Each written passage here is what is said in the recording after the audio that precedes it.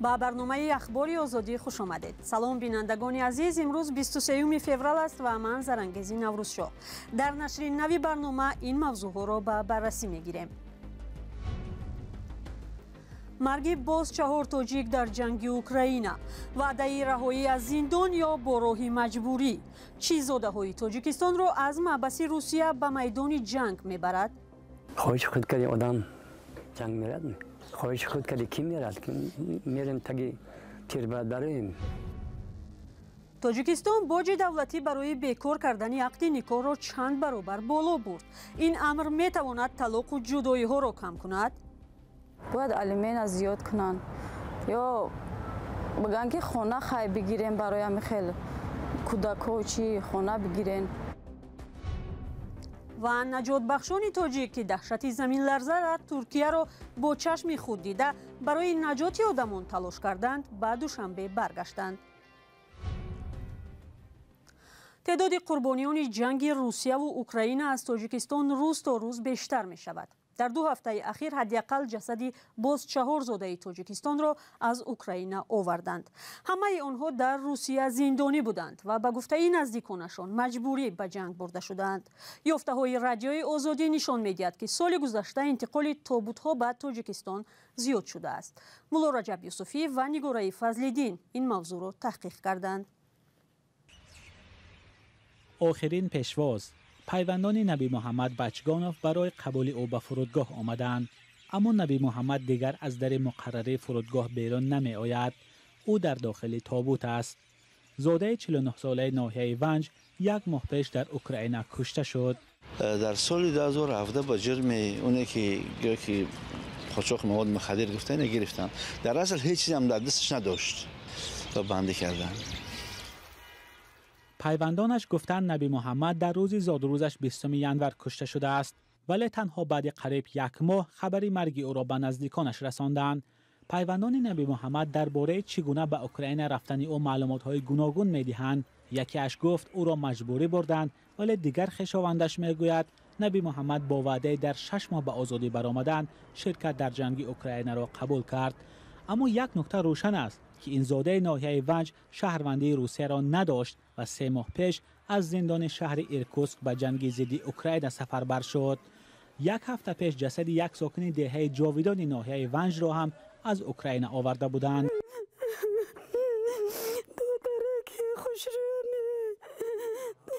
این شب و روز چنین گریه تلخ را میتوان از بسیار خانه ها در هر گوشه تاجیکستان شنید. اشک در سوگ عزیزانی که در روسیه زندانی بودند ولی جسدشان از اوکراین آمد. فتح الله نرزولایف ساکن 52 ساله شهر حصار ماه ایون سال گذشته بر روسیه رفته بود، اما با محض رسیدن در فرودگاه یکاترینبورگ بازداشت شد. میرفت همه تینگی بود. بعد اونجا میقفن میبرند راست ترمکی تو و 23 سال پیش 6 تاگ بودی 1 سال شدی تو باید 7 سال چینی بودن میبرن ترما با نام 3 ماهی چند ماهی استادن 3 ماهی هم قیستاد بعد ترما بعد جنگ رفت.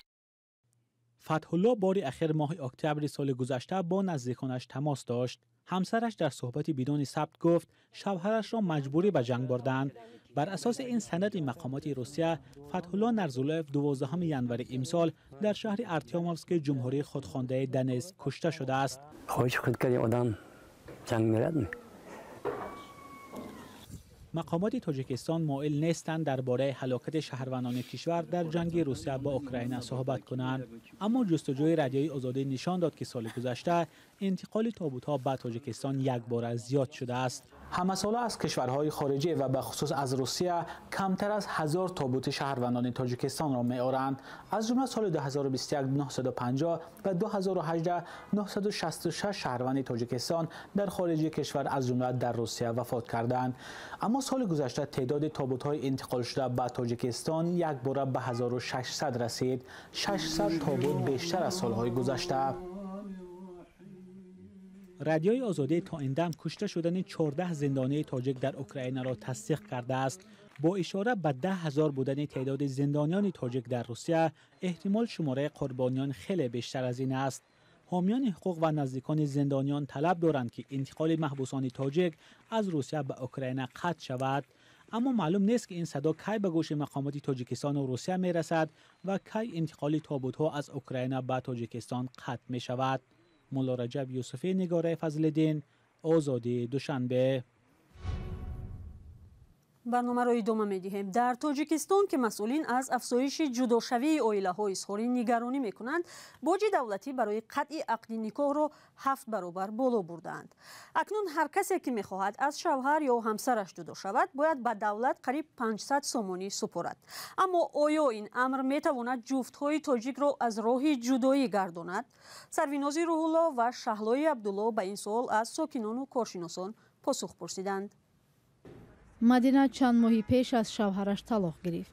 شوهر برای 2 فرزندش الیمنت پرداخت می‌کند، اما مدینه و کودکانش منزل زیست ندارند. مدینه باور دارد که بالا بردن اندازه باج دولتی برای بی‌اعتبار کردن عقد نکاح تا اندازه می‌تواند از افزایش طلاق پیشگیری کند. اما با باور او مقامات را ضرور است برای کاهش این وضع از راه‌های دیگر نیز کار بگیرند. الیمنت زیاد کنن ممکن سرتی همی جداشوی کم شود. یا بگن که خانه خواهی بگیرین برای همی خیلی کودک‌ها چی خانه بگیرین. مثل مدینه در 1 سال گذشته در تاجیکستان بیشتر از 14,000 زن از شوهران خود طلاق گرفتند که در قیاس با 1 سال پیش 12.9% بیشتر بوده است. شما میگوید که 400 سومانی پیش روهاش نمیگیرد. خب و من گفتم تو اندازه یک فکر پیدا شود که همین در دیگر مثلا در بعضی دولت‌ها همین برای بیکار کردن عقد نکاح بسیار چاره‌های مالیوی برای جدا شونده بیکار کننده عقد نکاح بسیار وزنین پیش می شده است. ما برای ما گفتیم که تو اندازه باشد هم برای زیاد کردن. بالا بردن اندازه باج دولتی و همین طور تلاش مقامات برای کاهش از همپاشی خانواده در تاجیکستان را ساکنان نیز چندان نشان‌رس نمی‌دانند. چرا نمی‌گذارد؟ این مبلغ کلان هم نیست این سال هم تو فکر کنید. تحلیلگران فعالیت مقامات را در این بخش ناکافی می‌حسابند، در حالی که مسئولان سبب اصلی جداشوی خانواده‌ها را سطح ناآمادگی جوانان می‌دانند. کارشناسان می‌گویند به این روند بیشتر عامل‌های اقتصادی و اجتماعی تاثیر گذاشته و بهتر است مقامات راه‌های دیگری جلوگیری از این مشکل را پیدا کنند. دیگر چاره‌های باید عملی کنیم، از جمله کم کردن مهاجر در تاجیکستان به وجود آوردن شرایط کار، جهت عملی نمودن حقوق‌های شهروندان به مهنت‌ها که مزد مهنت شایسته داشته باشند و بلند برداشتن سطح معرفت و دانش حقوقی، تأثیر عائله.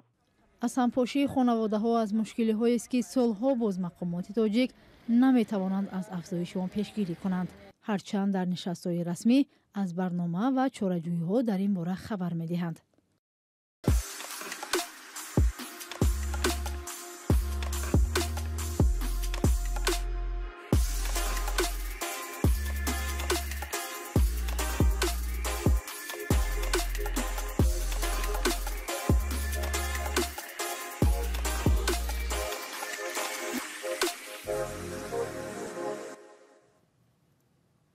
قرار است امسال اهالی هند از اهالی چین زیادتر شود. اهالی چین پیر و کمتر می شود، ولی اکثر ساکنان هند جوانند. به قول متخصصان اهالی جوان برای هند امکان پیشرفت زیاد می دهد، به شرطی که نیروی جوان کاری را درست استفاده برد. این نگرانی هم هست که در کشور گرفتار بیکاری افزایش اهالی می تواند این مشکل را عمیق‌تر کند. گزارش همکارم طاهری سفر در همین باره است. شاید امسال با تولد یک طفل نوزاد دیگر هند به سه اهالی ترین کشور سیاره تبدیل شود. به عقیده متخصصان شاید از چین هم گذشته باشد، چون این کشور ماه گذشته گفت اهالیش کمتر شده است. این غیر انتظار نبود. ما می‌دانستیم که اهالی هند سال 2027 از اهالی چین زیادتر می شود، ولی با نظرداشت کاهش اهالی چین زودتر اتفاق افتاد. چین و هند 1,400 میلیون نفری اهالی دارند. گذشتن از چین فقط تغییر عظیم دموگرافی در هند نیست. اهالی چین پیر و کمتر می شود، ولی نصف از جمعیت هند 25 ساله است. اهالی جوان مثل آهنربای سرمایه‌ای خارجی است، چون هم مشتریان هم استعداد. ما از نظر مشتری بازاری عظیمی هستیم و هم تامین کننده نیروی کاری آموزش دیده. ولی رقم ها ترسناک نیز هستند. تا آخر 10 ساله اهالی قابل کار هند به 1 میلیارد نفر می رسد. تمایلی که جوانان زیادی را در وطن گرفتار بیکاری زیاد می ترساند. مردم زیاد است و جای کار کم و رقابت زیاد. از این رو کار یافتن آسان نیست. دیگران می گویند نباید ترسید چون جوانان ثروتی بی‌بها هستند. مغزهای جوان ایده های زیادتر دارند. صاحب کاری راه حل است. آدمانی مثل من ایده دارند. البته من سرمایه ندارم، ولی اگر هندی جوان آفریدگاری داشته باشد ما راهمان را می‌یابیم. برای بهره بردن از این امکانات به گفته متخصصان باید دسترسی به تحصیل مناسب در هند آسان کرده شود. حالا فقط 5% نیروی قابل کار هند آموزش دیده است و تمام.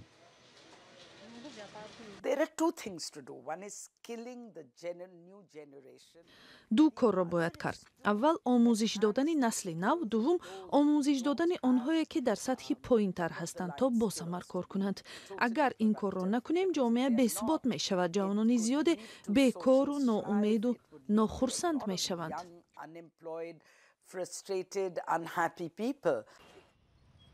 هند با شرافت اهالی جوان 13 ساله باز پیشرفت می کند، ولی پیشرفت اقتصادی جنبه منفی هم داشته است. زنان بیشتر با تحصیل و دریافت مزد کار خوب کمتر تولد می کنند. یعنی اهالی هند هم روز مثل چین دیر یا زود پیر می شود.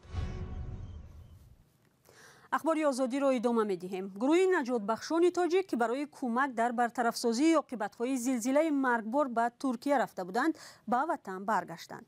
امدادگران که شب دیروز آمدند نقل کردند که کارشان سخت و خطرناک بود، اما وظیفه خود را اجرا کردند. همکار ما امیر ایسایف با آنها صحبت و این گزارش را آماده کرد. بعضی موضوعی بودند که حتی خطر فروروی بناها بودند. لیکن ما توانستیم که از عهده اجرای وظیفه‌های خدمتی با سربلندی برآییم. خوشبختانه از ما یگان کس ضرر آسیب ندیده است. با قول سفیر ترکیه در تاجیکستان جناب امود اجر، این زمین‌لرزه مدهش‌ترین در تاریخ ترکیه بود. onlar bugüne kadar Tacikistan'ın kahramanlarıydılar. این بگاه برای پیشواز گرفتن قهرمانان به اینجا آمدیم. اینها تا امروز قهرمانان تاجیکستان بودند، اکنون در ترکیه هم قهرمان هستند. ترکیه به یکی از دهشتناکترین فاجعه در تاریخ خود روبرو شد و کمک‌های حکومت و مردم تاجیکستان را در این روزهای حادثه هیچگاه فراموش نمی‌کنیم. گنرال مایور سوزاده، معاون رئیس کمیته حالت‌های فوق‌العاده، به رادیو آزادی گفت که در تاریخ استقلالیت تاجیکستان این بار اول است که نجات دهندگان تاجیک از مرز جمهوری بیرون برآمدند. همه نفرایی که با همراه ما سفر داشتن همه متخصص بودن، همه تجربه دار بودن. یگام داشتیم با همراه ما دکتر هم داشتیم، پسیکولوگ بودن. یگام مشکلی نبود. بر اثر زمین لرزه در ترکیه و سوریه بیش از 45,000 نفر جان باختند.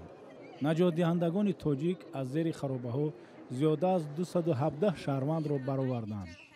3 شهروند زنده و سلامت که 2 نفرش کودک 3 ماهه و 6 ماهه بودند. و صبح امروز چند زلزله قلمرو تاجیکستان را تکان داد. کمیته حالت‌های فوق‌العاده گفت تکان اول زمین ساعت 5:37 دقیقه رخ داد که مرکز آن ناحیه مرغاب واقع در شرق تاجیکستان 400 کیلومتر جنوب و شرق شهر دوشنبه بود. قوه زمین لرزه در مرکز 6.8 بال بوده است. قوه زمین لرزه در شهر خروغ 5.6 بال، در دوشنبه 2.3 بال. تلفات جانی و خسارات دیگر نبوده است. مرکز همه این زمین لرزه ها در کوه، در مکان های بی‌آدم و دور از منطقه های مسکونی، دور از مرکز مأموری ناحیه مرغاب و کولی سریز بوده است. برنامه را همینجا به پایان میبریم، ولی نشر خبرها با عکس و ویدیو هر ساعت در وبسایت azadi.org و در صفحه های رادیوی آزادی، فیسبوک و اینستاگرام، توییتر و تیک تاک و تلگرام و ادنا کلاسیکی ادامه دارد. اگر شما هم خبری دارید و میخواهید به ما بفرستید، سراغ ایمیل شماره تلفن ها را از وبسایت رادیوی آزادی بگیرید. خدا نگهبان.